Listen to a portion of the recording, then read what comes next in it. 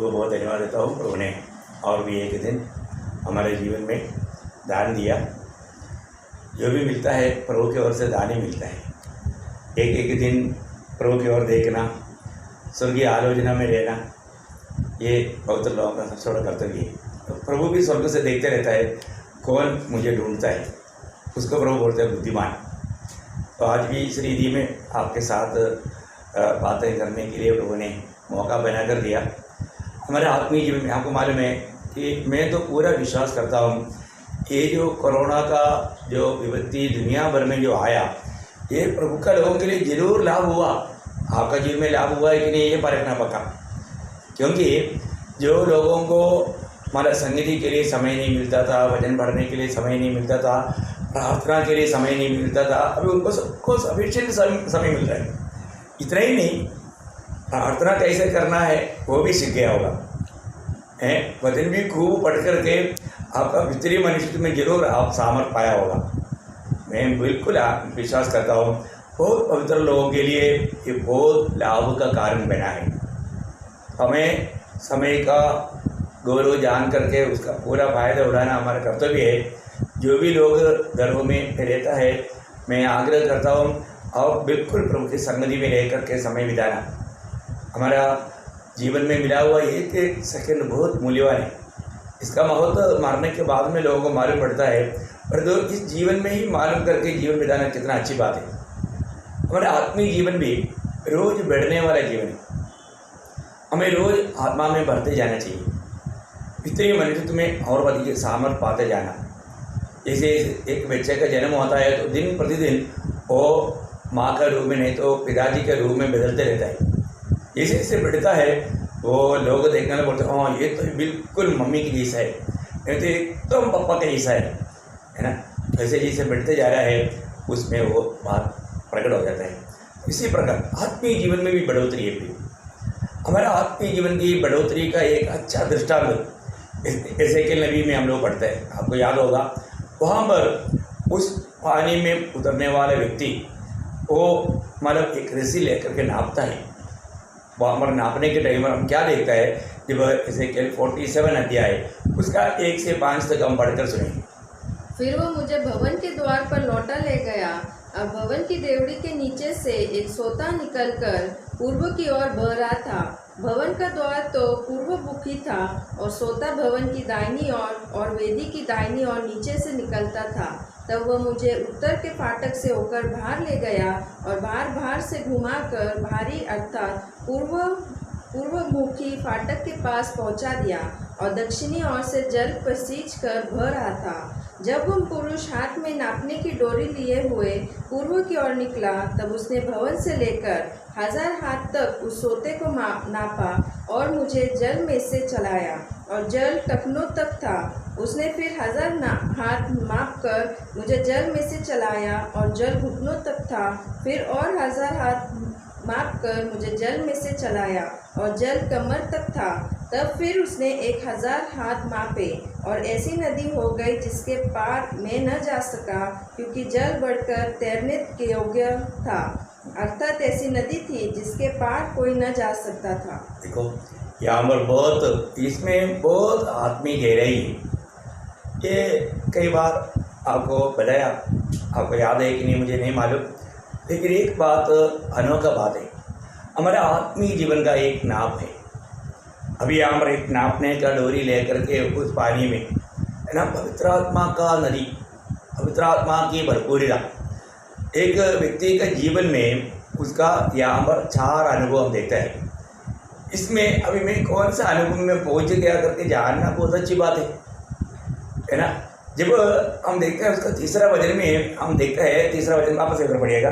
जब वह पुरुष हाथ में मापने की डोरी लिए हुए पूर्व की ओर निकला, तब उसने भवन से लेकर 1000 हाथ तक उस सोते को नापा और मुझे जल में से चलाया और जल टखनों तक था। देखिए मतलब उस नाप में 1000 नापा तो वहाँ पर वो जल कहाँ तक आया, टखनों तक आया, टखनों तक आया, टखनों तक आया। इसका मतलब क्या है कि एक व्यक्ति नया जन्म पाने के बाद में वो आत्मा में चलने लगता है। आत्मा में चलने वाला अनुभव उससे पहले वो शरीर के अनुसार शरीर की इच्छा में अपनी मनमानी में जीवन बिताते थे, परंतु नया जन्म पाया हुआ व्यक्ति वो एकदम आत्मा में चलने लगता है, आत्मा की अगुवाई में चलने लगता है। वो ये भाग को नहीं छोड़ना। अब गलातियों का पत्री 5 अध्याय का 25 वचन बहुत सुंदर रीति में प्रमुख वचन हमें बताता है। गलातियों 5 अध्याय का 25, यदि हम आत्मा के द्वारा जीवित है यदि हम आत्मा के द्वारा जीवित है तो आत्मा के अनुसार चले भी। आत्मा के अनुसार चलेगी। बहुत बड़ी बात है, आत्मा के अनुसार चलना है ना। उसके आगे एफेसियों का पत्री उसकी 5 अध्याय का दूसरा वचन, और प्रेम में चलो हाँ। जैसे मसीह ने भी तुमसे प्रेम किया और हमारे लिए अपने आप को सुखदायक सुगंध के लिए परमेश्वर के आगे भेंट करके बलिदान कर दिया। उसका 15 वचन भी, इसलिए ध्यान से देखो कि कैसी चाल चलते हो। हाँ मतलब हमारे जीवन में आज हमें कैसे चाल चलता है करके ध्यान से देखना। मेरी इच्छा में चलता है या अभी भी पवित्र आत्मा की चलाए चलता है, हमें जानना भी। एक नया जन्म पाया हुआ व्यक्ति को हमेशा आत्मा का अगुवाई लेना जरूरी बात है। यदि हम आत्मा की अगुवाई के अनुसार नहीं जीवन बिताता तो वो बहुत बड़ा धोखा में है। तो आत्मा के अनुसार चलना, क्योंकि आत्मा पाने के बाद में उस आत्मा की अगुवाई में चलना। ऐसे लोगों पर दंड की आज्ञा नहीं। हम कल भी आखिर में बोल के बंद किया था रोमे 8:1 में, जो अब मसीह यीशु में है उसके ऊपर दंड की आज्ञा नहीं, अर्थात उन्हें जो आत्मा के अनुसार चलते हैं। कितना सुंदर बात है। तो हमारे जीवन में मैं नया जन्म पाया करके बहुत लोग कहता है पर जो आत्मा के अनुसार नहीं चलता। प्रिय जरूर प्रभु का नाप में नाप कर देखो, वास्तव में आपका उद्धार हुआ है तो, आपका नया जन्म हुआ है तो, हमें प्रभु की आत्मा मिला है तो हमें आत्मा के अनुसार चलना, आत्मा के अनुसार चलना सीखना। मैं सभी पवित्र लोगों से विनती करता हूँ, मतलब अपना जीवन में जो भी नया जन्म पाया बहुत बड़ा अनुग्रह पाए हुए लोग, बहुत बड़ा प्रभु का आशीष पाए हुए लोग। हमें इस आत्मा मिलने के बाद में मैं आज आत्मा के अनुसार चलता है कि नहीं, ये बात को हमें पढ़ कर जानना। फिर इतना ही नहीं, आत्मा में चलते हुए उन्नति है, बढ़ोतरी है। आप देखिए अभी हम ऐसे घर में वापस आएंगे, उसका 4 वचन पढ़ना। उसने फिर 1000 हाथ माप कर मुझे जल में से चलाया, हाँ। और जल घुटनों तक था। हाँ देखिए यहाँ पर हम देखते हैं कि जल कहाँ तक आया, घुटनों तक आया। मतलब ये हमें क्या बताता है, ये हमारा प्रार्थना जीवन को बताता है। घुटना किसको बताता है, प्रार्थना जीवन। मतलब प्रभु की आत्मा में चलने वाले व्यक्ति को एक निरंतर प्रार्थनामय जीवन देगा। एक सच्चा आत्मिक जीवन बिताने वाले व्यक्ति प्रार्थना के बिना आत्मीय जीवन में पुष्टि या सामर्थ्य नहीं पा सकता। तो अभी और 10,000 नापा तो अभी क्या हो गया, वो डोरी 10,000 और बढ़ाया तो घुटने तक आया। अभी मतलब वो टखनों से अभी घुटने तक आया। अभी हमारे जीवन में परखना है कि मेरा अवस्था घुटने तक आया क्या। मतलब मैं आत्मा में चलने लगा, परंतु अभी मेरा जीवन एक प्रार्थनामय जीवन है क्या, पिछले दिनों से बढ़कर के मेरा प्रार्थना जीवन में बढ़ोतरी है क्या, ये बात को जानना जरूरी बात है। आज इस कोरोना के कारण कितने लोग रो रहे हैं, कितने लोग कितने प्रकार का बड़े बड़ी वेदना में, दुख में, संकट में जीवन बिता रहे हैं। अभी उनके लिए रोने का काम हमारा है। हमें उन लोगों के लिए जो भी तकलीफ में है उनके बीच में सेवा करता है ना। हमारा जो भी इवन हमारा पंत प्रधान लोग वो लोग कितना सोचते हैं कैसे लोगों को इस विपत्ति से बचाओ। उन सबके लिए उनको अच्छा प्रभु आलोचना देने के लिए और उसके बीच में काम करने वाले लोग निर्धर होकर के अच्छा रीति में उनका सेवा करने के लिए, और जो तकलीफ में वो लोग याव ना छोड़ते हुए प्रभु पर भरोसा करने के लिए, उसके बीच में भी प्रभु का लोग उनका बीच में जो सेवा कर रहा है वो लोग प्रभु का वाणी उनको सुना पाए, बहुत बड़ी बात है। एक सुंदर समय है हम लोगों को प्रार्थना के द्वारा उन लोगों को मदद पहुंचाने का। आज हमारा प्रार्थना जीवन कैसा है, इन अवस्थाओं को देख करके हमें वो प्रार्थना का बोझ है कि नहीं। और वो ऐसे लोगों को चाहता है हम लोगों का प्रार्थना जीवन। आत्मा में आगे बढ़ने वाले व्यक्ति के जीवन में ये प्रार्थना का स्वभाव रहेगा। प्रभु के साथ अधिक संगति करने के लिए, प्रभु के साथ बात करने के लिए दूसरे लोगों के लिए विनती करने के लिए उनका उत्साह बढ़ेगा, क्योंकि प्रभु हमारा प्रार्थना सुनता है। हमें प्रभु का संगति में चल कर के अनुभव पाना जरूरी बात है। हमारा आत्मीय जीवन बढ़ने के अनुसार ही हमारा प्रार्थना जीवन भी बढ़ेगा। जितना हमें बहुत बार बोलने वाले के शब्द है, मतलब prayerful life is powerful life, prayerless life is powerless life. आज बहुत लोगों का आत्मीय जीवन का कमजोरी का मेन कारण उनका प्रार्थना जीवन का घटी है। जिस व्यक्ति के जीवन में अधिक प्रार्थना जीवन है वो बिल्कुल आत्मा में एक सामर्थ्यवान जीवन बिताता है, प्रभु के लिए एक योग्य जीवन बिताने के लिए, और प्रभु का अधिक महिमा वो व्यक्ति के द्वारा होता है। इसलिए नए नियम का मंडली अधिक प्रार्थना में डबरी लेने वाले लोग था। हम प्रेरितों का 13 अध्याय में बढ़ता है, मैं अभी वहाँ पर नहीं जाना चाहता हूँ, लेकिन प्रार्थना हमेशा हमारा आत्मीय जीवन को बढ़ाता है, हमें बहुत तसल्ली दिलाता है। इसलिए आज हमारा प्रार्थना जीवन को हमें परख करके देखना चाहिए। और आपको मालूम है, प्रभु में बुलाहट पाया हुआ अनेक लोगों के बारे में पहला थिस्सलुनीकियों 5 अध्याय का 17 वचन में लिखा है, निरंतर प्रार्थना करना। एक यीशु मसीह में हमारे प्रति प्रभु का इच्छा है निरंतर प्रार्थना करना। अगर हम निरंतर प्रार्थना नहीं करता तो हम प्रभु की इच्छा से बाहर जाता है। हमेशा आनंदित रहना, निरंतर प्रार्थना करना, हर बात में धन्यवाद देना, ये 3 बात वहाँ पर 16, 17, 18 वचन में लिखा है। उसमें बीच में लिखा है प्रार्थना, निरंतर प्रार्थना करना। वो प्रार्थना जीवन को बताता है। जब दूसरा अवस्था, तीसरा अवस्था हम उसी 4 वचन की आखिरी बात पढ़िए। और जल कमर तक था। हाँ, देखा, मतलब फिर 1000 नापा, वहाँ से पढ़ना चाहिए ना। और 1000 हाथ माप कर हाँ। मुझे जल में से चलाया। हाँ। और जल कमर तक था। देखा, जल कमर तक आया, बहुत बड़ी बात है। जल कमर तक आया, मतलब हमारे जीवन में ये बात को परखना है, नापना है। हमारा आत्मीय जीवन का बढ़ोतरी कहाँ तक है, नापने से मालूम पड़ता है। जरूर हमें इस वचन के द्वारा, वचन की डोरी लेकर के और आत्मा में इस बात को नाप करके देखना, मेरा आत्मीय जीवन बढ़ रहा है कि नहीं। कमर तक आने के बाद अर्थ क्या है, हम प्रभु के लिए, सेवा के लिए तैयार हो गए हैं। हमेशा सेवाकारी को बताता है ना, प्रभु की सेवा के लिए वो व्यक्ति तैयार हो गया। इसका मतलब नया जन्म पा करके आत्मा में चलने लगा, बराबर वो बढ़ रहा है।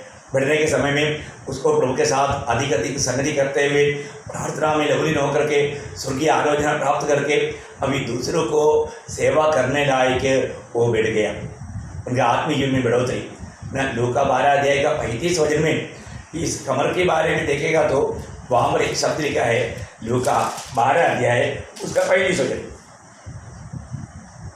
तुम्हारी कमरे बंदी रहे। हाँ, तुम्हारे कमरे बांधी रहे और दिए जलते रहे। हाँ, तुम्हारे कमरे बांधी रहे बोलेगा तो कमर बांधे रहने का मतलब सेवा के लिए तैयार है ना, बहुत बड़ी बात है। एलिया मतलब कमर बांध करके आगाव के रेत के आगे आगे दौड़ा, बहुत बड़ी बात है। हमारा कमर बांधा रहना मतलब बोलने का अर्थ प्रभु की सेवा के लिए एकदम तैयार रहना। प्रभु यीशु मसीह टवल कमर में बांध करके उन लोगों का पाँव धोया और वही टवल से उनका पाँव पहुँचा। बहुत अनोखी बात है, सेवा की तैयारी। आज हमारा आत्मीय जीवन में प्रभु में आने के बाद में समय के अनुसार हमारा आत्मीय बढ़ोतरी हुआ है कि नहीं। इब्रानी विश्वासियों को प्रभु का दास कहता है 5 अध्याय का 12 से 14 तक, समय देखने से तुम्हें उपदेष्टा बनना चाहिए, पर तो अभी भी दूध पीने वाला अवस्था है। कोई भी बात को मतलब पा करके अमल करके उपदेश देने लायक कि तुम्हारा बढ़ोतरी नहीं हुआ, वो बात कुरिन्थ मंडली में भी था। भैया आज हमारे बीच में ऐसे नहीं, प्रभु ने इतना अच्छा रीति में हमें आत्मिक भोजन खिलाया, और तो हमारा आत्मिक बढ़ोतरी कहाँ तक है, उस भजन में बढ़ पाया है कि नहीं, ये बात को हमें परख कर देखना है। हमारा आत्मिक अवस्था कहाँ पर है आज, थोड़ा जरूर परख कर देखना, भजन के द्वारा परखना। भजन सुनने के समय में हमारी अवस्था कैसा है, आज भी प्रभु के वचन के प्रति हमारा भूख प्यास बढ़ते जा रहा है कि नहीं, प्रभु का वचन एक दूसरे को हम बता पा रहा है कि नहीं। कई लोग मुझे हमारा फ़ोन करके बोलते हैं कि आज का संदेश हमने दूसरे को बताया, दूसरे को बताने लायक उनमें बहुत प्रोत्साहन मिला, फिर जरूर हमें जो भी संदेश मिल पाता है हमें दूसरे को भी समझाना चाहिए, बताना चाहिए, हम सुसमाचार का गवाह बनना चाहिए, ये प्रभु की इच्छा है।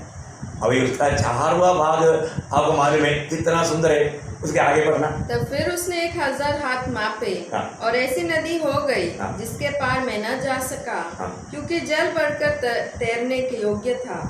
देखो यहाँ पर एक बात मैं आपको बताना चाहता हूँ, मतलब इस अवस्था में जब आने के बाद में वो व्यक्ति अभी कहाँ लापता हो गया मालूम नहीं है, क्योंकि अभी उसका सिर्फ बाकी है, आगे दिखता है। इसका मतलब क्या आपको मालूम है, आत्मीय जीवन का शुरुआत में हमारा बहुत बातें हमें दिखता है, क्योंकि वो टेक्नोलॉजी आया, इसके बाद बाहर लोगों बाकी सब दिखता है। इसका मतलब 95% लोगों को दिखता है। इसका मतलब क्या है कि हम आत्मा में शुरुआत में हमारा आत्मीय जीवन में बहुत से बात है कि उसमें जितना प्रभु चाहता है उतना आत्मीयता नहीं शो करने वाला बात बहुत रहता है। हमारा आत्मीय जीवन का शुरुआत में बहुत बातों में हमने शो किया होगा, मैं भी प्रभु का जन है, कई बातों में हम जबरदस्ती भी किया होगा, क्योंकि वो हमारा मेच्योरिटी नहीं हुआ। उस समय में हम कुछ भी करता है तो लोगों से प्रशंसा पाने के लिए क्या होगा, लोगों से तारीफ पाने के लिए क्या होगा, परंतु जैसे जैसे हम आत्मीय जीवन में बढ़ते गया हम डूबते गया, हमारा शून्यता, हम लोग लापता हो रहे हैं। आत्मीय जीवन का बढ़ोतरी का एक मेन विषय यहाँ पर। अभी आप देखिए, अभी मतलब जैसे ऐसा मतलब घुटने में आया, कमर में आया, बाकी इसका वाला आधा भाग ही दिखता है, मतलब उसका इतना भाग चुप गया और उनके जीवन में बहुत बात स्वयं में नष्ट होते जा रहा है। आत्मीय की बढ़ोतरी हमें शून्य कराता है। और आखिर में अब यहाँ पर क्या है, सिर बाहर है, सिर बाहर मतलब यीशु मसीह। सिर कौन है? यीशु मसीह। अभी हमारे में पूर्ण रूप में मसीह दिखता है, वो अनुभव में हम पहुँचेगा। इसका मतलब आत्मीय जीवन का ये जो तैरने का जो अनुभव जो है वो बिल्कुल हमें मसीह में पूर्ण कर देता है, एक बहुत गहरा अनुभव है। मैं आशा करता हूँ इन दिनों में प्रभु का वचन को बहुत आप ध्यान कर रहे हो, आप ज़्यादा प्रार्थना में लवलीन हो, अपने आप को हर प्रकार का भाव और बुराई से बच करके एक पवित्र जीवन बिताने के यत्न में हो। निश्चय ये मौका प्रभु ने हमें दिया है और हम प्रभु के रूप बनना प्रभु की इच्छा है। मैं आशा करता हूँ आपका भी जीवन में इसी दर्शन में प्रभु का वचन के द्वारा ये प्रकाश पा करके प्रभु की इच्छा मालूम करके आप उस प्रकार आगे बढ़ रहा होगा। तो मैं प्रभु को बहुत धन्यवाद देता हूँ। बोलने के लिए बहुत बात है, मैं आपको संदेश में जाने से पहले आपका मन को और भी तैयार करने के लिए मैंने इस बात को आपको थोड़ा बताया। अभी हम लोग न्याय के बारे में देख रहा था, न्याय के बारे में देख रहा था। तो हमने पहला न्याय देखा, सूली की न्याय, क्रूस की न्याय। वहाँ पर प्रभु यीशु मसीह के मतलब उस क्रूस पर क्या हुआ, हमें किस रीति में छुटकारा मिला, हमें छुटकारा देने के लिए और कोई मार्ग नहीं था। परमेश्वर प्रेम करता है और परमेश्वर धर्मी है। परमेश्वर का हर एक न्याय धर्म से होता है, इसलिए पापी को सजा मिलना ही चाहिए। ऐसा है तो हम लोग उस सजा लेने के बाद में फिर हम बचता नहीं था। इसलिए मानव महान प्रभु ने हमसे इतना बड़ा प्रेम किया, जब जिसमें पाप नहीं था वो हमारे लिए पाप ठहराया गया, हम उसमें होकर के धर्मी ठहरे। इतना बड़ा कार्य प्रभु ने कालवरी सूली पर किया, वो वेद को प्रभु ने हमें प्रकाश करके दिया। प्रभु उस बात को प्रकट करने के लिए प्रभु प्रसन्न हुआ, इसलिए हम भेज गया। भेजने के बाद अगला जो न्याय जो है मैं आपको बताना चाहता हूँ, वो है अपने आप को न्याय करना। जब पहला कुरिन्थियों 11 अध्याय 31 और 32 वचन में हम लोग साधारण रीति में प्रभु में की सेवा में ये पद को इस्तेमाल करता है, यूज़ करता है। आपको याद होगा है ना, पहला कुरिन्थियों 11 अध्याय उसका 31 और 32 वचन। यदि हम अपने आप को जांचते तो दंड न पाते, परंतु प्रभु हमें दंड देकर हमारी ताड़ना करता है, इसलिए कि हम संसार के साथ दोषी न ठहरे। ठीक है, यहाँ पर हम लोग हर एक पवित्र लोगों को अपने आप को न्याय करने का जरूरत है। आपने वो वचन को ध्यान से सुना ना, बहुत ध्यान से सुने है, और एक बार पढ़िए। यदि हम अपने आप को जांचते, अगर अपने आप को जांचते, एक्चुअली वहाँ पर अपने आप को अगर न्याय करते, अपने आप को परख करके अपने न्याय करते तो दंड न पाते। दंड नहीं पाता। हमें अपने जीवन में है ना कई बातों में है ना हम लोग आपको मालूम है ना जब पौलुस को घमंड ना होने के लिए प्रभु ने उसमें एक कांटा छिपा हुआ था।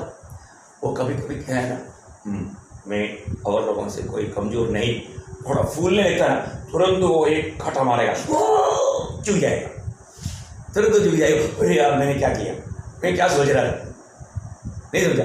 मतलब वो उसको फूलने नहीं देता। वहाँ पर कारण लिखा है प्रकाशन की बढ़ोतरी के कारण कहीं फूल न जाए, उसके लिए मिल गया थोड़ा पढ़ना। इसलिए कि मैं प्रकाशनों की बहुतायत से फूल न जाऊं, हाँ। मेरे शरीर में एक कांटा चुभाया गया, एक कांटा छिपाया गया, अर्थात शैतान का एक दूत हाँ। कि मुझे घुसे मारे हाँ। ताकि मैं फूल न जाऊं। देखा मतलब जो सबसे बड़ा घमंडी को ही दे दिया। वो बोलते हैं तू मेरे से आगे बढ़ने के लिए मैं घमंडी में नंबर वन दे। देखा सबसे बड़ा घमंडी शैतान का ही दूध को दे दिया है। इसका मतलब क्या है कि वो किसी को उसका नंबर तोड़ने नहीं देता। अभी पौलुस अगर प्रकाशन की बहुतायत के कारण अगर वो बोलना भी चाहे तो तुरंत वो गुस्सा मारेंगे। ये बहुत बड़ा परमेश्वर का कार्य कितना अनोखा है। तो हमारे जीवन में हमें रोज परखना है। मेरे जीवन में मैं प्रभु का दिल को दुख देने वाला कोई काम करता है क्या? हमें अपने आप को मतलब एक न्याय करना है। मुझे अगर गुस्सा आता है एक चिमटी देने का, ओ मुझे ऐसे नहीं होना चाहिए। आप थोड़ा देखो ये एक चिमटी देकर देखो कितना दर्द होता है। थोड़ा भी ऐसे पड़ा तो दर्द हो रहा है, जोर से एक चिमटी देगा तो वो गुस्सा पूरा भाग जाएगा। तो मैं बोले करती है कि मतलब ये एक अनुभव मतलब कुछ ना कुछ रीति में धोखा खाने का समय जरूर आता है। तो प्रेषित पौलुस वहाँ पर पहला कोरिन्थी उसका 9 अध्याय का 27 वचन में वो खुद एक गवाही देता है। वो कैसे अपने आप को न्याय करता है वो बात की गवाही देता है। परंतु मैं अपनी देह को मारता कूटता और वश में लाता हूँ। देखा मैं मारता कूटता मैं वश में लाता हूँ। ऐसा न हो कि औरों को प्रचार करके मैं आप ही किसी रीति से निकम्मा ठहरूं। देखा मतलब मैं मेरा खुद का न्याय करता हूँ। मेरे ये शरीर मेरे को आत्मीय जीवन की बढ़ोतरी में बाधा लाता है। निश्चय हम लोग जानना, हम लोग मतलब आत्मा में जरूर उद्धार पाया, हम लोग रोज उद्धार पाते रहते हैं। हमारे शरीर का उद्धार हुआ नहीं। शरीर का उद्धार जब प्रभु के आगमन में होगा, परंतु इस शरीर के द्वारा विरोधी हमारा आत्मीय जीवन को हमारा बाधा ला सकता है, हमें रुकावट ला सकता है ना। इसके लिए इस जीवन की यात्रा में हमें कितना सावधान रहना। प्रभु के लोग किस प्रकार का जीवन बिताया आपको मालूम है। जब इब्रानियों का पत्री उसका 12 अध्याय उसका पहला वचन मतलब वो पूरा वचन बहुत अच्छा है। एक वचन हम ध्यान करेगा तो मतलब अपने जीवन में एक बड़ा शैतानी वामन मिलता है। इब्रानियों 12 का 1। इस कारण जबकि गवाहों का ऐसा बड़ा बादल हमको घेरे हुए है, तो आओ हर एक रोकने वाली वस्तु और उलझाने वाले पाप को दूर करके वो दौड़ जिसमें हमें दौड़ना है धीरज से दौड़े है ना, धीरे से दौड़े। प्रियो हमारे जीवन में हमें कैसे भी हमें पकड़ने की लक्ष्य में पाप हमें कैसे भी प्रभु के साथ का संगति से हमें दूर करना चाहता है। हमारा आत्मीय जीवन को गिराना चाहता है, हमारा आत्मिक दर्शन को नष्ट करना चाहता है। हमें जरूर हम एक लड़ाई के मैदान में हैं। हमेशा याद रखना हम एक लड़ाई के मैदान में हैं। अगर हम सावधान नहीं रहेगा तो अभी यहाँ पर आपको मालूम है जब 11 अध्याय पूरा विश्वास का शूरवीरों का एक लिस्ट है। उन लोगों ने कैसा मतलब अपने जीवन में विजय पाया। उन लोगों को किस प्रकार प्रभु के लिए दुख सगा कष्ट सगा है ना। इतना बड़ा गवाहों का एक बड़ा झुंड आपको मालूम है। मतलब पहला शताब्दी में प्रभु के लिए इतने लोग मतलब नित्यसाक्षी हुआ। वे लोगों के जीवन में आया हुआ बात जब आप उसका 11 अध्याय उसका 33 से थोड़ा आगे पढ़ना, 36 से इन्होंने विश्वासी के द्वारा राज्य जीते, हाँ। धर्म के काम किए, हाँ। प्रतिज्ञा की हुई वस्तुएं प्राप्त की, हाँ। सिंहों के मुंह बंद किए, आग की ज्वाला को ठंडा किया, हाँ। तलवार की धार से बच निकले, हाँ। निर्बलता में बलवंत हुए, लड़ाई में वीर निकले, विदेशियों की फौजों को मार भगाया, स्त्रियों ने अपने मरे हुओं को फिर जीवित पाया, कितने तो मार खाते खाते मर गए और छुटकारा न चाहा, इसलिए कि उत्तम पुनरुत्थान के भागी हो। आगे कई एक ठट्टों में उड़ाए जाने और कोड़े खाने वरन बांधे जाने और कैद में पड़ने के द्वारा परखे गए, पथराव किए गए, अथवा किए गए, औरों से चीरे गए, उनकी परीक्षा की गई, तलवार से मारे गए, वे कंगालों में और क्लेशों में और दुख भोगते हुए भेड़ों और बकरियों की खाले ओढ़े हुए इधर उधर मारे मारे फिरे और जंगलों और पहाड़ों और गुफाओं में और पृथ्वी की दरारों में भटकते फिरे, संसार उनके योग्य न था। देखा मतलब वहाँ पर उन लोगों को मतलब जानवरों के चमड़े में बांध करके धूप में डालते थे। क्या होता, वो चमड़ा सूखते वक्त जाता है ना, हड्डी तक टूट जाता है, तो खून उल्टी करके वहाँ मर जाता है ना। कितनी प्रकार उनको मानो उस तलवार जैसा अपन लकड़ी काटता है ऐसा मानो लेटा करके उनका सिर से वहाँ तक 2 टुकड़ा कर दिया। धीरे धीरे ऐसे काटना बोलेगा तो अपन सोच ही नहीं सकता, अपना इधर थोड़ा भी कोई ये आता तो कितना मानो दर्द होता है। ऐसे इससे ऐसे काटना बोलेगा तो कितना भारी लेवल में और कितना प्रकार पथरवा किया, लाठी से मारा है ना, जिंदा गाड़ दिया है, धीरे धीरे भूसा के अंदर निकाल करके आग लगा करके धीरे धीरे ये किया, उबले हुए तेल में डाला है ना, इतना भयानक रीति में वो लोग इस सारे प्रतिकूल में भी उन्होंने विश्वास नहीं त्यागा। वो लोग के साथ लिपटे रहा है ना, खुद माँ बाप के सामने अपने बच्चों को सबको बुरी तरह से मार डाला। कभी भी वो बच्चा लोग जो मरने जा रहा है, बच्चा लोग माँ बाप को बोलता है प्रभु को कभी नहीं इनकारना, थोड़ी देर में हम उधर मिलेंगे। पारा इतिहास का चरित्र पढ़ता है तो बिना रोते हुए हम बढ़ नहीं सकते। बहुत बड़ी बात है। मेरे पास ऐसा शुरुआत के समय का लेख है, मैं पढ़ करके मैं बहुत रोते रहता हूँ कि उन लोगों ने जो प्रभु पर जो विश्वास किया, उन लोग मानो उनको कहीं भी जा करके रहने के लिए नहीं होता, उनको मानो जैसा मानो शिकारी मानो जानवर को ढूंढता है उसी प्रकार उस समय के लोग मसीह लोगों को ढूंढते थे।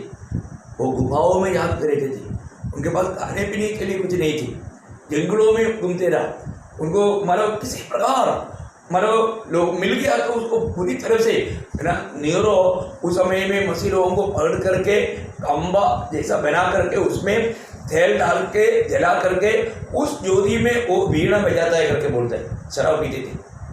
देखो कितना क्रूर था, कितना भयंकर रीति में प्रभु के लोग सताया गया।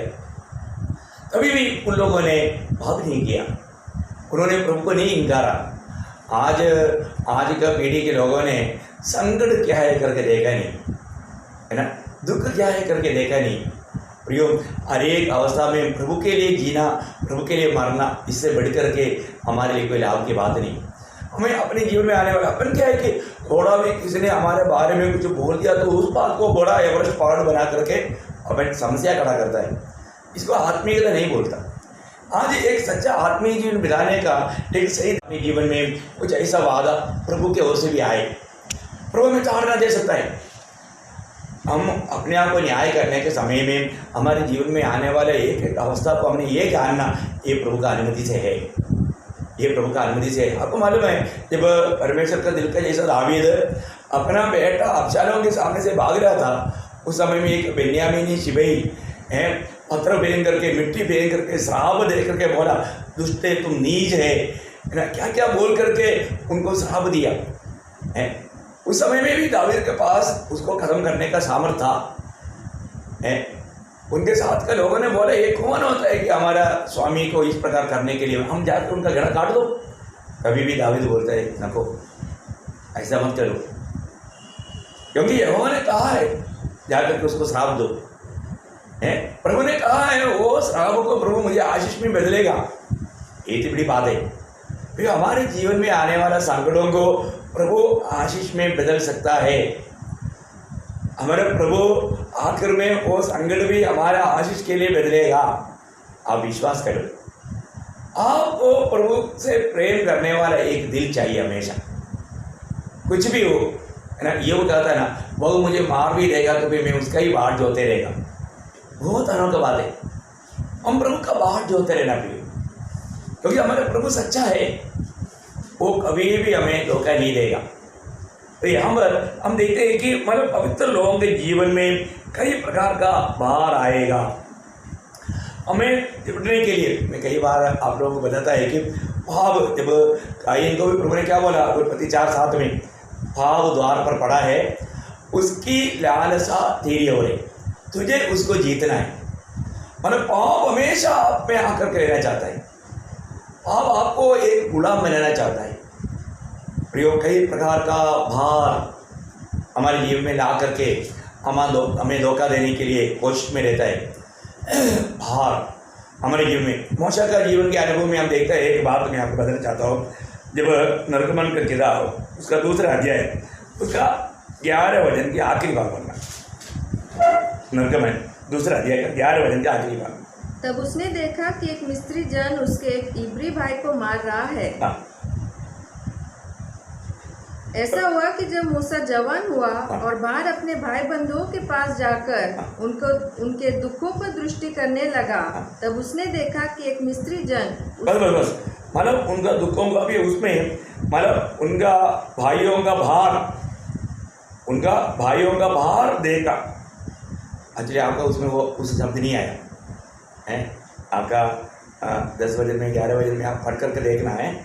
मैं बोलने का अर्थ क्या है कि मतलब मलयालम में बहुत अच्छी तरह आया, अपनी भाइयों का भार, उस प्रकार का भार। उन लोग जो काम कर रहा था वो बहुत भारी काम था, उनको मतलब फरवो ने बहुत बड़ा बोझ दिया था। आपने अभी वो पढ़ा, वो सूरत वापस पढ़ना।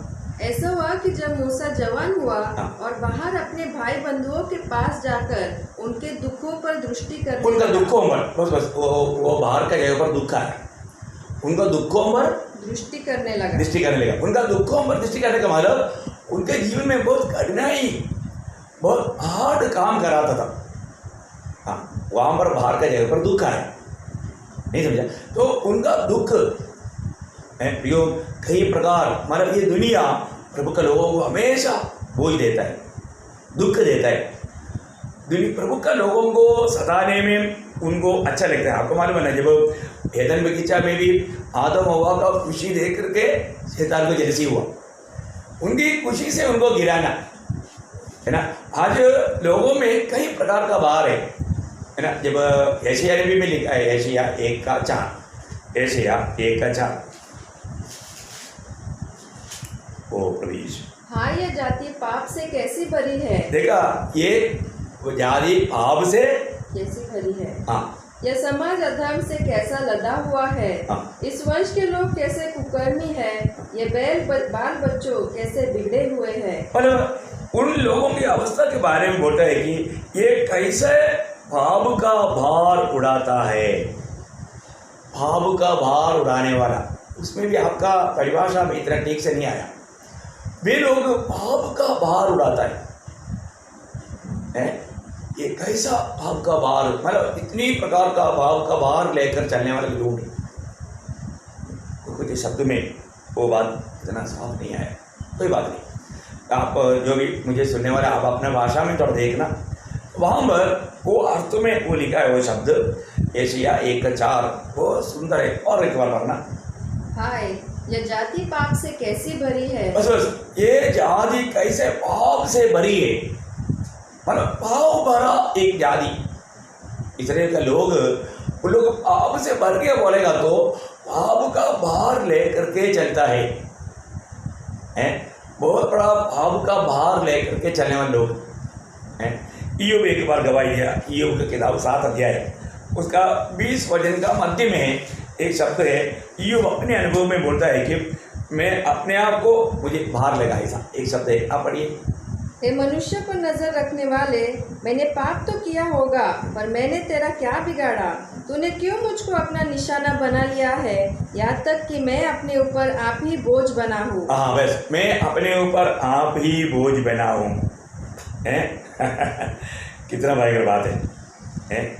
मैं अपने आप ही बोझ बनाऊं, बहुत बड़ा एक बात हम देखते हैं हमारे जीवन में। मतलब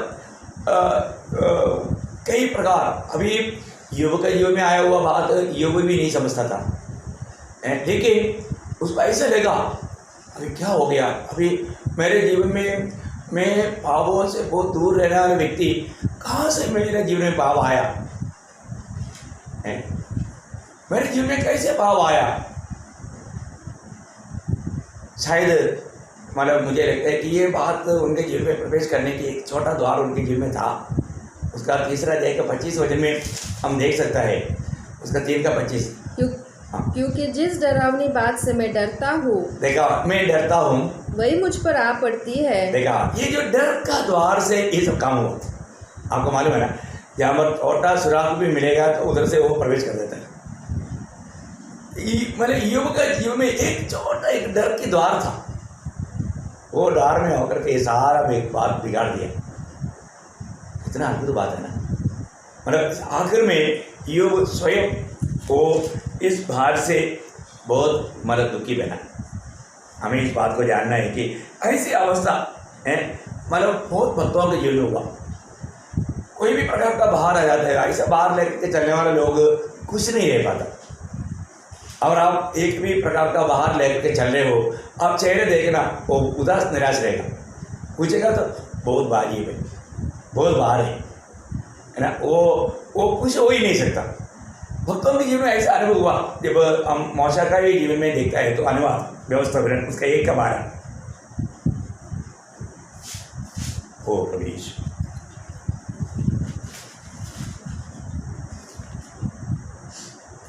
परंतु तुम्हारे झंझट और बोझ और झगड़े रगड़े को मैं अकेला कहाँ तक सह सकता हूँ। मतलब यहाँ पर वो बोलता है कि मैं कहाँ तक मैं इस बात को सहूँ, ये बोझ को मैं कितना सहूँ, परेशान हो गया। उसका और एक बार जब आप गिरना, वो एक अच्छा रीति में विस्तार से समझने के लिए उसका 11 अध्याय गिरना 11 अध्याय का 11 वजह से पढ़ना। तब मूसा ने यहोवा से कहा, तो अपने दास से यह बुरा व्यवहार क्यों करता है? और क्या कारण है कि मैं तेरी दृष्टि में अनुग्रह नहीं पाया कि तूने इन सब लोगों का भार मुझ पर डाला है? देखा, ये सारे लोगों का भार तूने मुझ पर डाला। क्या प्रभु, मैं क्या कौन सा गुनाह किया है? मैं तो मतलब इतना बात अच्छा बातों को छोड़ करके मैं आपके लिए निकला, पर मैंने अभी क्या गुनाह किया है? मुझ पर ये सहारा लोगों को बाहर लाया।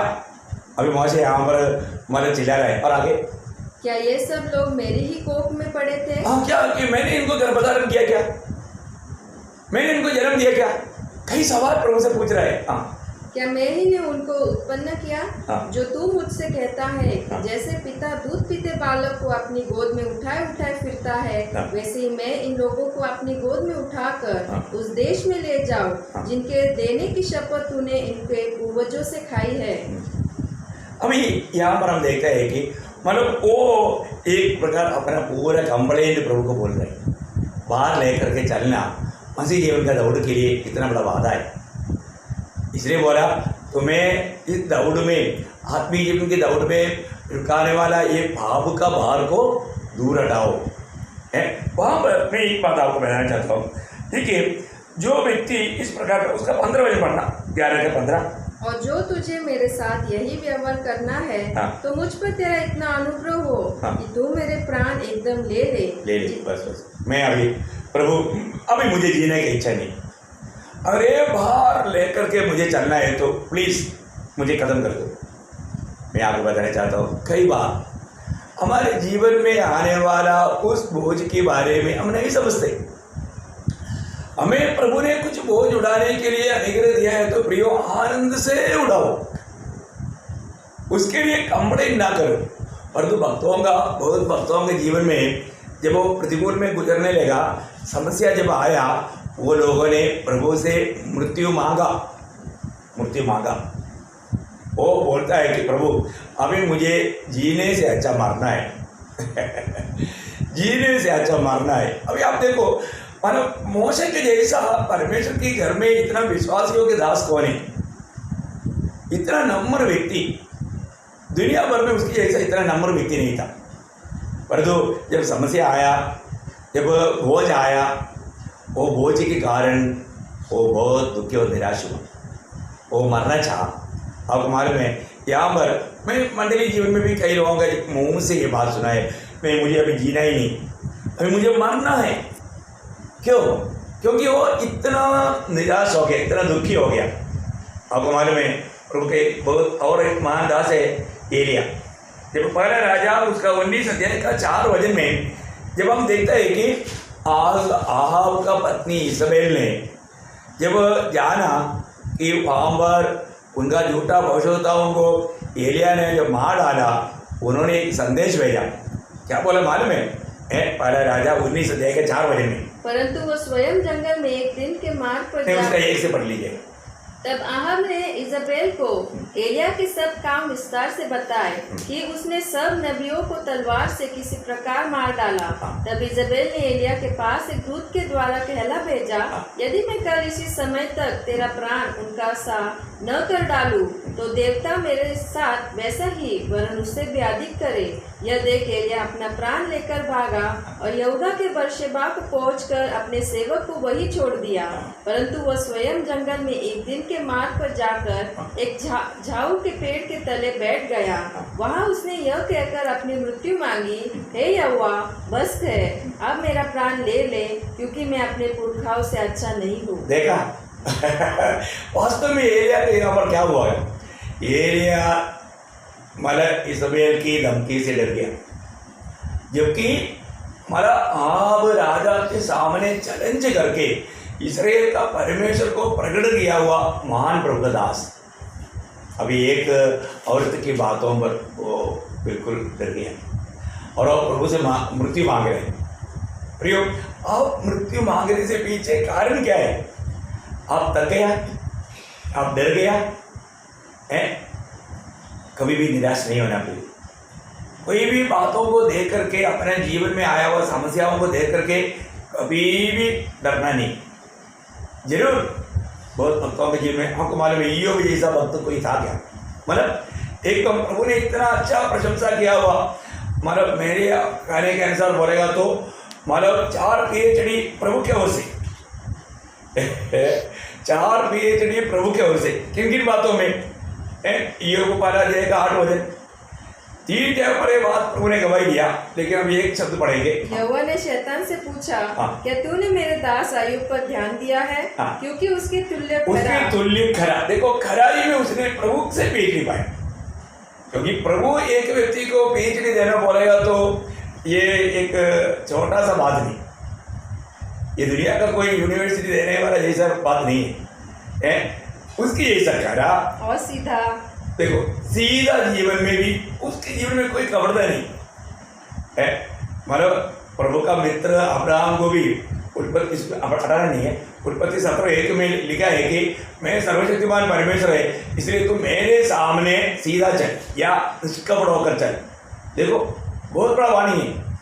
अभी यहाँ पर मतलब प्रभु ने ईयोब के बारे में गवाही दिया कि वो एकदम सीधा जीवन बिताने में भी प्रभु ने उसको PhD दिया।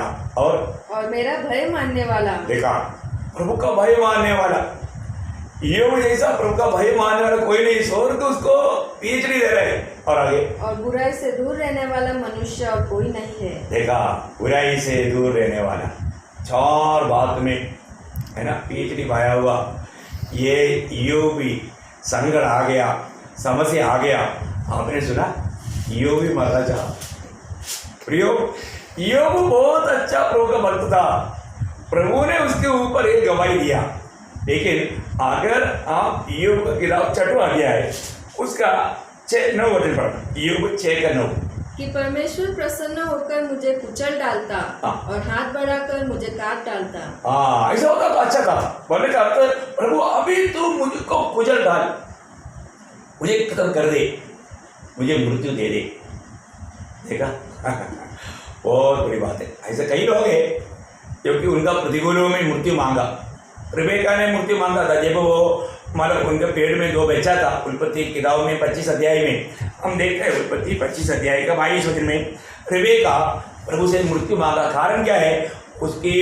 अभी देखो, पहली बात प्रार्थना करके प्रभु ने दिया वो गिफ्ट है, और वो दोनों अंदर जगह है वहाँ पर पढ़ना। लड़के उसके घर में आपस में लिपट के एक दूसरे को मारने लगे। देखो उधर ही बॉक्स शुरू हो गया दोनों का। तब उसने कहा, मेरी जो ऐसी ही दशा रहेगी तो मैं कैसे जीवित रहूंगी? हाँ, मतलब मुझे जीवित रहने से अच्छा मरना है, मुझे इस अवस्था में जीना नहीं।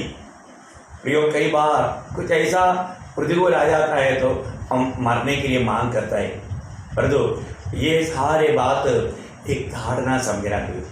हमारे जीवन के लिए ये सारे बात प्रभु आशीष में बदलेगा। भक्तों के जीवन में कोई भी बात अनर्थ के लिए नहीं, नुकसान के लिए नहीं, परंतु ये समझने के लिए थोड़ा देर लगेगा। मैं आपको बताना चाहता हूँ, मतलब योग का जीवन में ऐसे एक अवस्था हुआ है, योग इस बात को जाना, परंतु कब जाना मालूम है? योग उसका 42 का चुप। ओ प्रभु धन्यवाद। मैं जानता हूँ कि तू सब कुछ कर सकता है हाँ। और तेरी युक्तियों में से कोई रुक नहीं सकती। देखा, तेरी युक्तियों से कोई रुक नहीं सकता। मतलब वो बात होगा, प्रभु का आलोचना पूरा होगा। प्रभु ने जो भी विचार किया है वो बात पूरा होगा। तो वास्तव में हमारे बारे में प्रभु ने जो विचार किया उसके बारे में हम जानेंगे। अब मैं जानता हूँ, मतलब अभी आखिरी में योग ने जाना, प्रभु ने ये जो भी कार्य हो, योग को भी मालूम नहीं था कि ये सब क्यों हो रहा है। परंतु प्रियो, एक बात जानना, भक्तों के जीवन में जो भी बात होता है वो सब प्रभु की योजना के अनुसार होता है। हमारे प्रभु का बारे में नीति वचन 16 अध्याय का 4 वचन है, हमारा परमेश्वर उद्देश्य का परमेश्वर कैसे लिखा? यहोवा ने सब वस्तुएं विशेष उद्देश्य के लिए बनाई है। देखा, विशेष उद्देश्य के लिए बनाया। मतलब हमारा परमेश्वर का हर एक प्रति एक उद्देश्य है, एक लक्ष्य है। ये जानना कितना अच्छी बात है। हमें अपने इस जीवन में जो कोई भी निराश होकर के मरना ना चाहे, मृत्यु ना मांगे, अपने को रोज रोज इस जीवन में आने वाला कोई भी बात, मैं आपको बताया ना कि हमारे जीवन में कई प्रकार प्रभु की इच्छा है हम एक पवित्र जीवन में आगे बढ़े, एक पवित्रता के जीवन। आज कई प्रकार भाव बढ़ने वाला एक समय, परंतु प्रभु हमें बुलाया है तो प्रभु ने हमें अपना संतान बनाया है। इब्रानियों के पत्री में एक अच्छा वर्णन है ना, जब 12 अध्याय, इब्रानियों 12 अध्याय उसका 5 से 11 पढ़ना। और तुम उस उपदेश को जो तुमको पुत्रों के समान दिया जाता है भूल गए हो।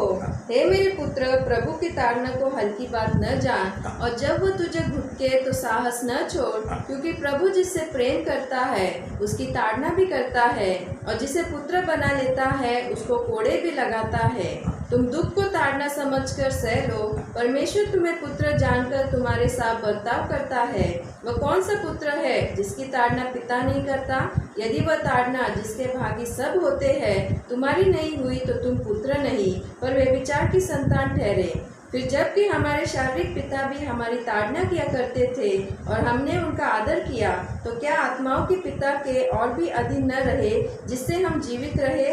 वे तो अपनी अपनी समझ के अनुसार थोड़े दिनों के लिए ताड़ना करते थे, पर वह तो हमारे लाभ के लिए करता है कि हम भी उसकी पवित्रता के भागी हो जाए। बस मतलब प्रयोग हमारे जीवन में प्रभु जो भी अनुमति देता है वो सब हम पवित्रता में सिद्धता पाने के लिए, हम किसी प्रकार भी पाप करके प्रभु से दूर ना हो, है ना। एक सच्चा पवित्र जीवन बिताने के लिए हमारे दिल में एक बहुत बड़ा इच्छा चाहिए। हमें रोज मसीह में बढ़ने के लिए हमें एक पवित्र जीवन बिताने का जरूरत है। तो हम अपने आप को न्याय करने का अर्थ कोई भी प्रकार, प्रेरित पौलुस के शब्दों में बोलेगा तो पहला कुरिन्थी 15 अध्याय का 31 वचन में वो बोलता है, मैं रोज मरता है, आई डाई डेली, उसके आखिर में लिखा है। तो बहुत बड़ी बात है, हमें रोज मरना है, क्योंकि मतलब हमारे शरीर के द्वारा कई अभिलाषाएं उड़ेगा, परंतु वो हमें पाप में गिराएगा। हमें पाप से दूर रहना, हर प्रकार का पाप से बचे रहना, पाप का भार हमें दूर करना पड़ेगा। हम लोगों को चिंता तक पाप का भार है ना, ऐसे बातों में भी अपन ठोकर खाता ना। आज भी कल के बारे में लोग सोचते हैं, है, बच्चों के भविष्य के बारे में सोचता है, नौकरी के बारे में सोचता है। प्रियो, आपको जो भी बाहर लग रहा है ना, आप उससे छुटकारा पाना चाहता है तो बाहर आपका आत्मीय जीवन का आनंद को लूटेगा। प्रभु का वचन में इसके लिए बहुत वचन है। पहला पत्रोस 5 अध्याय का 7 वचन आपको याद होगा। अपनी सारी चिंता उसी पर डाल दो, हाँ। क्योंकि उसको तुम्हारा ध्यान है। उसको तुम्हारा ध्यान है, उसको तुम्हारा चिंता है ना। प्रभु हमारे लिए चिंता करता है। वही बात भजन संहिता में उसका 55 अध्याय का 22 वचन, 55 भजन संहिता 55 अध्याय का 22 वचन, ये सारे वचन पवित्र लोग याद रखना। हमारे जीवन में कोई ना कोई ऐसा चिंता ला करके, बाहर ला करके हमारा आत्मीय जीवन में हमें आनंद देने नहीं देगा विरोधी। तब हमको ये समझना है, प्रभु का वचन याद करना, प्रभु का वायदा याद करना। हाँ, अपना बोझ यहोवा पर डाल दे, हाँ। वह तुझे संभालेगा। वो तुझे संभालेगा, है ना। उसका 68 का 19 देखो। आज भी अगर हम एक सच्चा आनंदित जीवन बिता पा रहा है तो प्रभु की करुणा है ना, क्योंकि प्रभु हमारा बोझ उड़ाता है।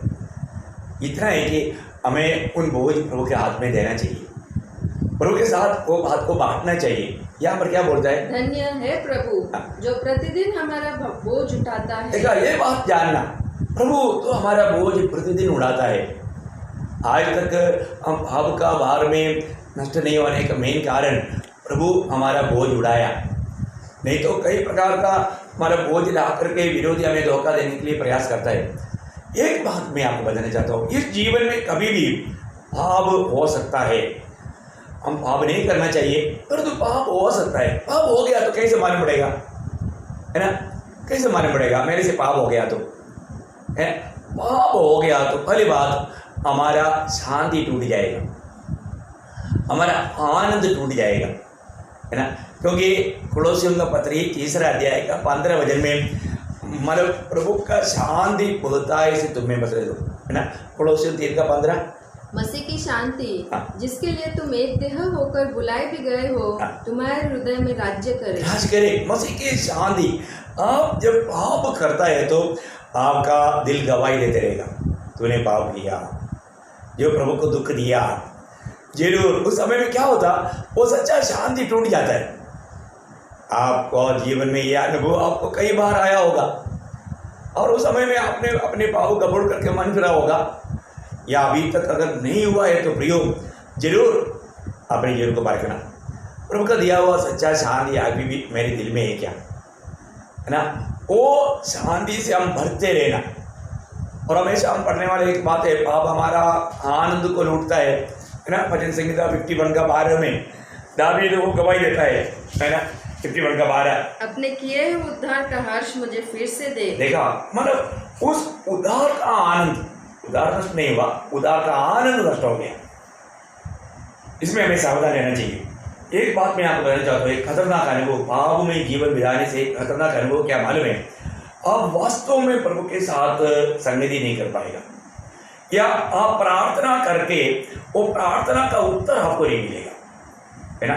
ये एक खास एक नुकसान है। पाप हो गया तो जब भजन संहिता 66 का 18 वचन पढ़ना, 66 66 का 18। यदि मैं मन में अनर्थ की बात सोचता तो प्रभु मेरी न सुनता। देखा, मतलब प्रार्थना का उत्तर नहीं मिलेगा, प्रभु मेरा नहीं सुनेगा। प्रियो, इसी कारण हम लोग अपने पाप को तुरंत प्रभु के वश में कबूल करना चाहिए। प्रभु पाप आ गया तो एशिया 59 का 2, एशिया 59 का 2। ओ प्रभु यीशु, परंतु तुम्हारे अधर्म के कामों ने तुमको तुम्हारे परमेश्वर से अलग कर दिया है। देखा, प्रभु से हमें दूर करता है अधर्म की काम। पाप हमेशा हमें प्रभु से दूर करेगा। हमने पाप किया है तो उसका जरूर हमें अपने ऊपर न्याय भी करना है। अपना उन पापों को प्रभु के सामने कबूल करके प्रभु जो भी हमें ताड़ना देगा उसको स्वीकारने के लिए तैयार होना चाहिए। बहुत खुशी की बात है, ये बात अच्छा समझ रखना, क्योंकि पाप आपको मालूम है, पाप करने के बाद में सच्चा एक प्रभु के साथ संगति नहीं कर सकता। पहला अध्याय उसका 7 वचन का शुरुआत क्या बोलते हैं? अधिकतर लोग उसकी आखिरी भाग जानता है, परंतु शुरुआत नहीं समझता। है ना, पगला अध्याय का 7 वचन। पर यदि जैसा वो ज्योति में है हाँ। वैसे ही हम भी ज्योति में चले तो एक दूसरे से सहभागिता रखते हैं। देखा, हम ज्योति में चले तो सहभागिता है। एफेसियों 5:11। मैं आपको जल्दी पढ़ने के लिए वो बात बोल रहा हूँ। प्रियो, ये बात जानना, हम प्रभु के साथ चलता है तो हम ज्योति में चल रहे हैं। ज्योति बोलेगा तो हर एक प्रकार से हमें पाप से दूर रखता है। प्रभु के संगति में चलना है तो हमें ज्योति में, बोलेगा तो एक पवित्र जीवन।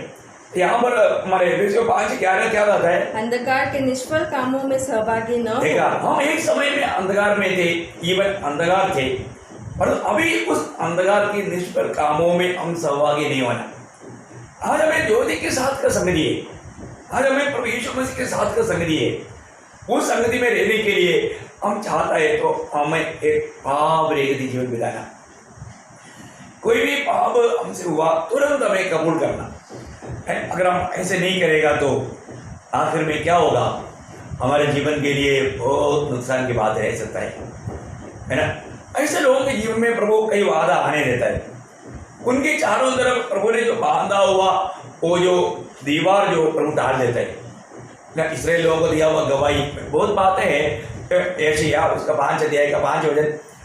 देखो, इसराइल जब प्रभु को छोड़ करके अपना मनमानी में चलने लगा, प्रभु चाहने वाला फल नहीं लाया, आगे प्रभु ने उनका क्या किया?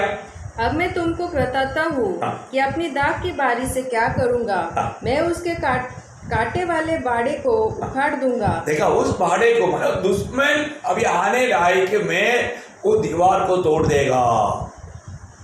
बोलने का अर्थ क्या है? दुश्मन आकर के तुम्हारे जीवन को बिगाड़ दे सके।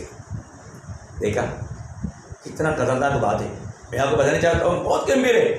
देखो, शैतान भी आकर के ईयोब के बारे में क्या गवाही दिया था, मतलब ईयोब की कुछ बातों को नष्ट करने के लिए, नुकसान देने के लिए शैतान कोशिश किया।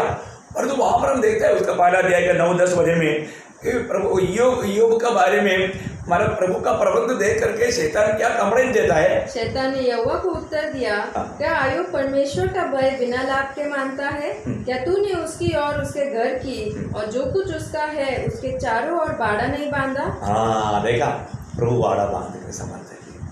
हम लोग कितना धनी लोग हैं। प्रभु में आने के बाद में हमारे जीवन में हम प्रभु की संगति में रहना, हमसे कोई गलती हुआ तो तुरंत हम मतलब उस बात को कबूल करके, जो भी प्रभु मेरे तेरे दास तेरी दासी, मेरे से गलती हुआ प्रभु, जो भी प्रभु मैं आज मैं आपका जीवन, आपको दिल को मैंने दुख दिया प्रभु, एकदम प्रिय उसको कबूल करके टूट फूट कर रोना चाहिए। वो कभी भी हमें छिपाना नहीं चाहिए, है ना। हमें कबूल करने वाला स्वभाव चाहिए और प्रकार का बुराई से दूर रहने वाला एक अनुभव हमको चाहिए। इस लॉकडाउन पीरियड में मैं बिल्कुल आशा करता हूँ आप सब लोग ऐसे कर रहे होंगे। आप सब लोग प्रभु के हाथ में आज बहुत उपयोग हो रहा है करके मैं आशा करता हूँ, है ना। जब 2 तिमोथी 2 अध्याय उसका 19 से 21 तक के वचन में एक दो वचन पढ़कर मैं जल्दी खत्म करेगा, क्योंकि हमारा समय एकदम खत्म होने जा रहा है। 2 तिमोथी 2 अध्याय का 19 से 21। तो भी परमेश्वर की पक्की नींव बनी रहती है और उस पर यह छाप लगी है, प्रभु अपने को पहचानता है और जो कोई प्रभु का नाम लेता है वह अधर्म से बचा रहे। बड़े घर में न केवल सोने चांदी ही के पर काठ और मिट्टी के बर्तन भी होते हैं, कोई कोई आदर और कोई कोई अनादर के लिए। यदि कोई अपने आप को इनसे शुद्ध करेगा तो वह आदर का बर्तन और पवित्र ठहरेगा और स्वामी के काम आएगा और हर भले काम के लिए तैयार होगा। बस 1 तिमोथी 5:22। देखो, यहाँ पर लिखा है कि हमारे जीवन में इन बुरे बातों से अगर हम दूर रहेगा तो स्वामी का काम आएगा, प्रभु हमें उसकी महिमा के लिए इस्तेमाल करेगा। प्रयोग निश्चय हमें एक अच्छा निर्णय चाहिए। हम जब भी हमारा एक दूसरे को मिलता है, सिर्फ दिखावा के लिए भक्ति ना करें, अपने आप को एक पवित्र जन ना दिखाए, हम हर समय प्रभु में रह करके एक पवित्र जीवन बिताए। प्रभु का उपयोग में आने वाला बर्तन होना है तो हमें पावरी जीवन बिताना है। हमें अपने ऊपर अपने आप को न्याय करना, ऐसा करते जाएगा तो हाँ, यहाँ पर भी पढ़ना, किसी पर शीघ्र हाथ न रखना और दूसरों के पापों में भागी न होना, अपने आप को पवित्र बनाए रख। अपने आप को पवित्र बनाए रख, अपने आप को पवित्र बनाए रख। प्रियो, एक सच्चा पवित्र जीवन बिताने के लिए पाप से दूर रहने वाला बात, हमें अपने जीवन को परखना है। मेरे जीवन में ऐसे कुछ भी गलती हो रहा है तो हमें पूर्ण समर्पण का जरूरत है। नहीं, मैं कभी ऐसा नहीं करूँगा। प्रभु मुझे कितना भी नुकसान होने दो, मुझे कितना भी निंदा होने दो, कष्ट होने दो, नष्ट होने दो, प्रभु मैं वो सहने के लिए तैयार है। अपने आप को हमें न्याय करना है, और हम अपने आप को न्याय करते हुए आगे बढ़ेगा तो प्रभु हमें उसकी महिमा के लिए अधिक इस्तेमाल करेगा।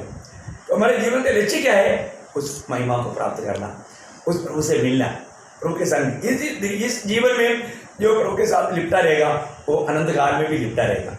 आज इन दिनों में इस कोरोना के कारण मैं आपसे सबसे विनती करता हूँ, आप पहले से बढ़ करके आपका आत्मिक जीवन में जरूर आपने बढ़ोतरी पाया है, उन्नति पाया है। प्रियो, हम और भी लिपटे जाए, हम अपने जीवन की गलतियों को कबूल करें, और जो भी उसके लिए हमारा पवित्र जीवन बिताने के लिए रुकावट करने वाला हर एक बातों को दूर करने के लिए कितना भी तकलीफ लगे तो भी वो सहने के लिए तैयार है। अपने आप को परखना, रोज अपने आप को न्याय करना। मेरे जीवन में मेरा आत्मिक जीवन का अवस्था अभी भी कहाँ पर है? अपने आप को न्याय करना, अभी भी 5 न्याय बाकी है। अभी आगे कल आज प्रभु का आगमन नहीं हुआ तो विश्वासियों का न्याय हम देखने जा रहे हैं। बहुत खास बात है। हमारा मतलब ये भी हमारा व्यक्तिगत संबंध है, वो भी हमारा भविष्य की व्यक्तिगत संबंध है। बहुत गहरी बातें हैं। मैं आशा करता हूँ जरूर आप एक सच्चा तैयारी के साथ रहे, जल्दी से लिए आने वाला प्रभु को स्वीकारने की सही तैयारी में रहने के लिए प्रभु आप सबको मदद करे। धन्यवाद। Thank you. God bless you.